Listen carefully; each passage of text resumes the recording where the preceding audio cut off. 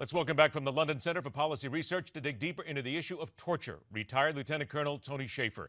It's what this report is all about, Lieutenant Colonel. It speaks to what we know as torture. Do Americans need to drop some of the political correctness, if you will, and understand that the world today, the way it is, you spoke to this briefly in the last segment, torture happens. And what we describe as torture and what they're sometimes noting as torture is, and it's politically incorrect as possible. Right. It is necessary in order to keep people from dying. The real torture would be, and let me be very clear, severing of arms and legs and hands, taking and fulfilling a threat to harm a child. That's torture. Threatening those things is not torture. It's called intimidation. There's some very sophisticated techniques that we use to break people who really make them think that it's the end of the world. Ed, that's our job. That's the way we get people to talk to us. There's the old saying, sometimes you have to hide the truth to get the truth. That's our mantra as undercover intelligence officers. That's what we're talking about here. The dark side of the force, if you will. You have to learn how to use the dark side without going over to the dark side. And I think that's where we're completely missing this here. We are not ISIS. We are not Al-Qaeda. We do not kill people for purposes of trying to intimidate others. We actually try to do what we can to get them to talk to us. Now, let me talk about some other things versus interrogation versus waterboarding. I'm one of those who I think you had minimal, if any good, coming out of waterboarding. People who are under that level of duress tend to tell you what you want to hear to make you go away. I and others, to include Ali Soufan, FBI special agent, believe that through good interrogation that you can break people by understanding their greatest fears. Those fears, Ed, are things which you have to manipulate. And then that is very torturous, if you will, to that individual. It is not torture. So I think we have to be much clearer in how we define torture versus interrogation.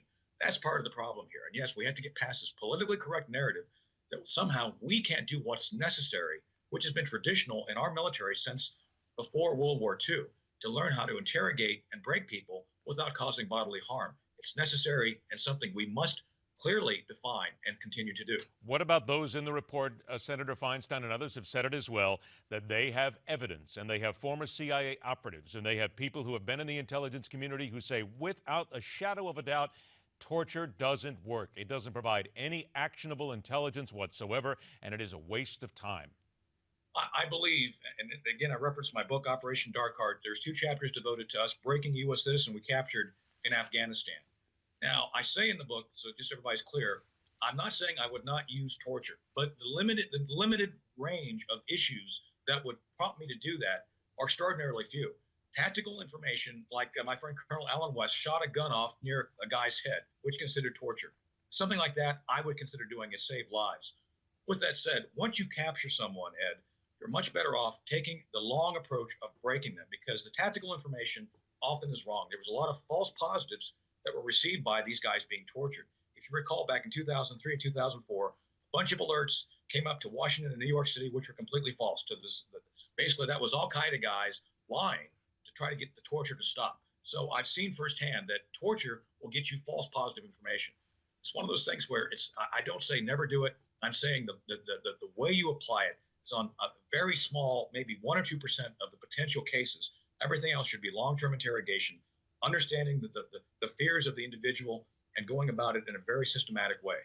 Can you say then, beyond a shadow of a doubt, at least in your opinion, that what this report is assailing here, that you can answer back and say from experience that you know that actionable intelligence was gained, that Osama bin Laden was killed in part thanks to what we learned, and that Americans today are safer simply because of what you learned, the CIA learned, despite what this report says?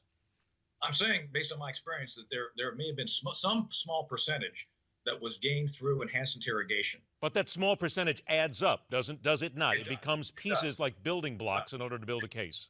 It does. And again, some of us would say waterboarding, since we do it to our own folks, is not necessarily terror. So again, I'm on the camp here that, you need to consider what we believe is really torture. Again, I believe bodily harm, permanent bodily harm, is torture. I don't believe threatening. I don't believe interrogating with the intent of intimidation is torture. So again, I think, Ed, we have to go back and redefine what exactly we define as torture versus what the rest of the world really considers torture. 30 seconds left here. Do you now believe that with the release of this report that everybody from the military on down to the traveling teenage tourist around the world is now in peril and is going to be targeted at an even greater level by the terrorists looking to kill Americans. We already knew that things which were considered torture happened. That should have been the end of the story. Basically, looking at the oversight mechanisms, Ed, and who said yes and when. That's it. That's all this report should say. The rest of it is pornography. This is pornography which will be used by our adversaries for purposes of justifying their terror acts. It serves no good purpose. It is a voyeuristic move by Senator Feinstein to ingratiate herself to those forces who find problems with us to justify their bad acts against us. It's a bad move. I think we will see bad things come from this. Lieutenant Colonel Tony Shaffer, it is always a pleasure, my friend. Thanks so much for joining us. We'll talk again soon. Thanks for having me. And MidPoint will continue, where we question everything.